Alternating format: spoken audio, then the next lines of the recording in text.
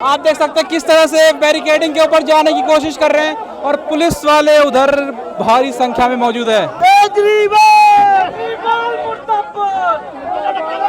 कांग्रेस दिल्ली प्रदेश अध्यक्ष अनिल चौधरी के नेतृत्व में ये आज दिल्ली सीएम अरविंद केजरीवाल के घर के बाहर प्रदर्शन करने हैं। जो सिद्धू मूसेवाला की हत्या हुई है कल, उसको लेकर लगातार ये विरोध प्रदर्शन कर रहे हैं। आप देख सकते हैं कांग्रेस की कार्यकर्ता किस तरह से बैरिकेडिंग तोड़ने की कोशिश कर रही है और उस तरफ जो पुलिस वाले हैं, दिल्ली पुलिस, वो लगातार रोकने की कोशिश कर रहे हैं। मीना शर्मा जी यहाँ पे भी मौजूद हैं, वो भी लगातार इस प्रदर्शन में शामिल होने आई हैं। क्या कहेंगे आप?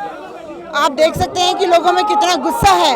सिद्धू मूसेवाला जी की निर्मम हत्या हो गई है और पंजाब के मुख्यमंत्री अभी तक चुप बैठे हैं और मुख्यमंत्री केजरीवाल के घर के बाहर हम प्रदर्शन के लिए आए हैं कि ये चूक कैसी हो गई है। जब जनता ही, जब इतना बड़ा नेता सुरक्षित नहीं है पंजाब में, तो आम आदमी की क्या बिसात। तो इसलिए हम आज मुख्यमंत्री जी से सवाल करने आए हैं कि ये कैसे शासनकाल है आपका, आपके द्वारा ही पंजाब सरकार चलाई जा रही है। आप देख सकते हैं कितना धक्का मुक्की हो रही है। लोगों में बहुत गुस्सा है इस बात के लिए कि कैसे इतने बड़े सिंगर और कांग्रेस के उम्मीदवार की निर्मम हत्या कर दी जाती है। लेकिन आप लोगों को पुलिस आगे नहीं जाने दे रही है। आगे नहीं जाने दे रही है, लेकिन हम रुकेंगे नहीं किसी के भी रुकने से, क्योंकि इतना गुस्सा है कार्यकर्ताओं में। देख सकते हैं आप कि कितने धक्के लग रहे हैं। लोग कोशिश कर रहे हैं कि मुख्यमंत्री के घर जाकर इस बात के लिए जवाब मांगा जाए कि कैसे इतने लोकप्रिय सिंगर की हत्या कर दी हो गई है। और जो बच्चों का फेवरेट था, मेरे बेटे ने आज मुझे दिखाया कि इस गाने की वजह से शायद उनकी निर्मम हत्या कर दी गई है। तो बहुत ही शॉकिंग था ये मेरे लिए कि जब आम आदमी सुरक्षित नहीं है, तो जब कांग्रेस के उम्मीदवार, पूर्व उम्मीदवार सुरक्षित नहीं है, तो आम आदमी का क्या हाल होगा। सर आप क्या कहेंगे? सिद्धू मूसेवाला की हत्या कल हो जाती है, महज एक दिन पहले उनकी सिक्योरिटी बैठा दिया जाएगा। देखिए, सिद्धू मूसेवाला 28 साल का नौजवान लड़का था। 28 साल का नौजवान लड़का था, उसके करोड़ों फॉलोअर्स थे। 8 से 10 साल के, 15 साल के बच्चों से कल जाके पूछो, जिस समय उनको टीवी पे या सोशल मीडिया से उनको खबर लगी कि सिद्धू मूसेवाला की गोली मार कर हत्या कर दी गई, उन बच्चों के मानसिक विकास पर क्या असर पड़ेगा? कौन से देश में जी रहे हैं वो, जो उनके ऐसे चहेते कलाकार को, जो हिंदुस्तान में करोड़ों, लाखों करोड़ों लोग और बच्चों का चाहता था, उसको गोली मार दी जाती है सरेआम। और दिल्ली का चीफ मिनिस्टर ये कहता है दिल्ली में बैठकर कि हम उनके खिलाफ सख्त से सख्त कार्रवाई करेंगे, हत्यारों को सजा दिलाएंगे। आप हिंदुस्तान के प्रधानमंत्री नहीं है, आप ना होम मिनिस्टर है केजरीवाल जी, आपके हाथ में दिल्ली की पुलिस भी नहीं है। फिर आप पंजाब की पुलिस को कैसे हैंडल कर रहे हैं?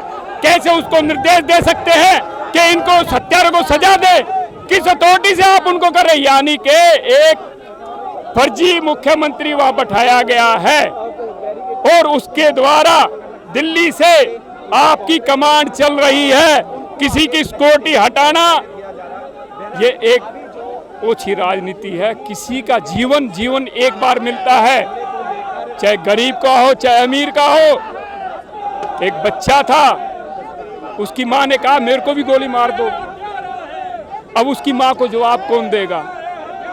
क्या उसकी मां को कोई गोली मारेगा? उसके जीते जी उसका जवान लड़का उसके सामने चला गया। आज उस मां से जाके पूछो, उस पंजाब की मां से, पूरे हिंदुस्तान में नहीं पूरे वर्ल्ड में पंजाब का नाम चारों तरफ है। और इस किसान आंदोलन के बाद तो हिंदुस्तान के किसान को भी पूरे वर्ल्ड में जो इज्जत मिली है, जो ताकत पूरे वर्ल्ड के किसानों को मिली है इस किसान आंदोलन से, उस ताकत को इस तरीके से कम किया जाएगा? केजरीवाल जी, आपका एक इलेक्शन जीतना देश को फायदे का सौदा नहीं है। आप फ्री के और अलग अलग तरीके से लोगों के गुस्से को कैश कर रहे हैं। ये लोगों का गुस्सा कैश मत करो, उनको समझाओ कि आपका भविष्य किस चीज में है। आप बेरोजगार हो रहे हैं, लाखों सरकारी नौकरियां खत्म हो रही है।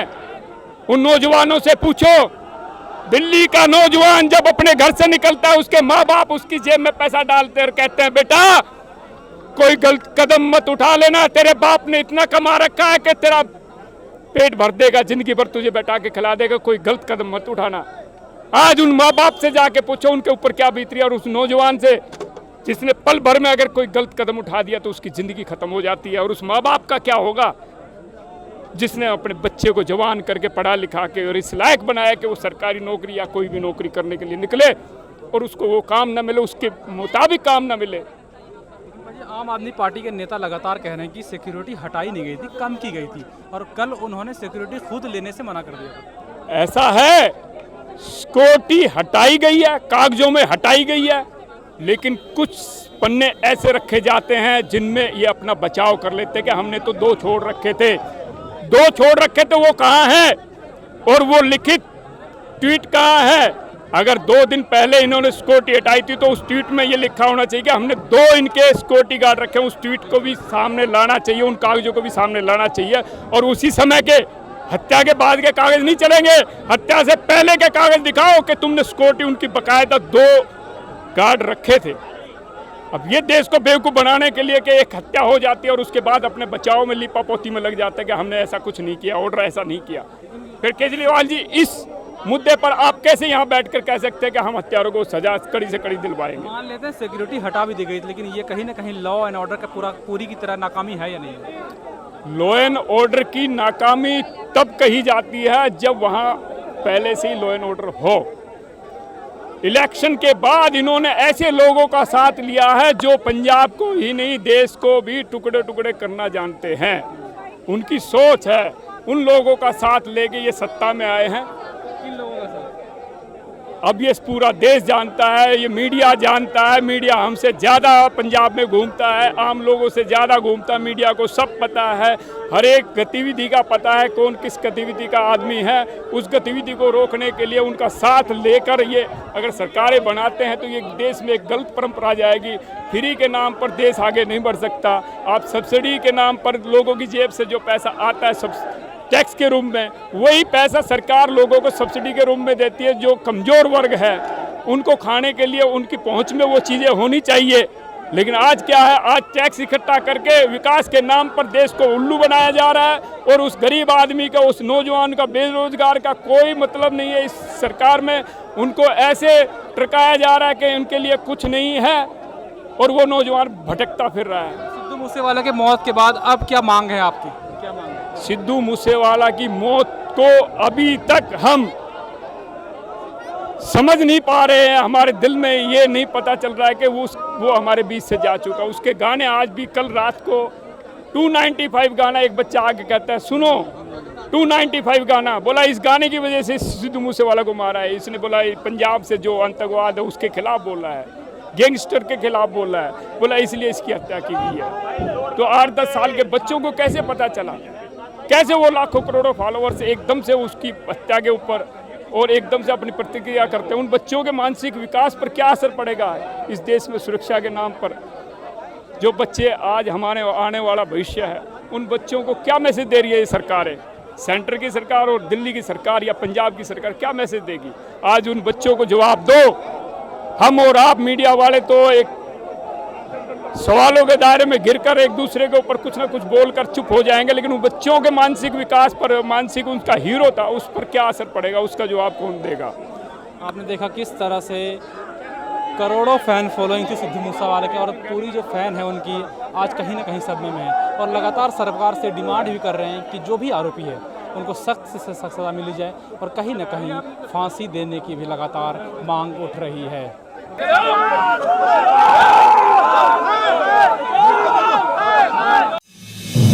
आप देख रहे हैं नेट्रिक न्यूज, साहस सच कहने का।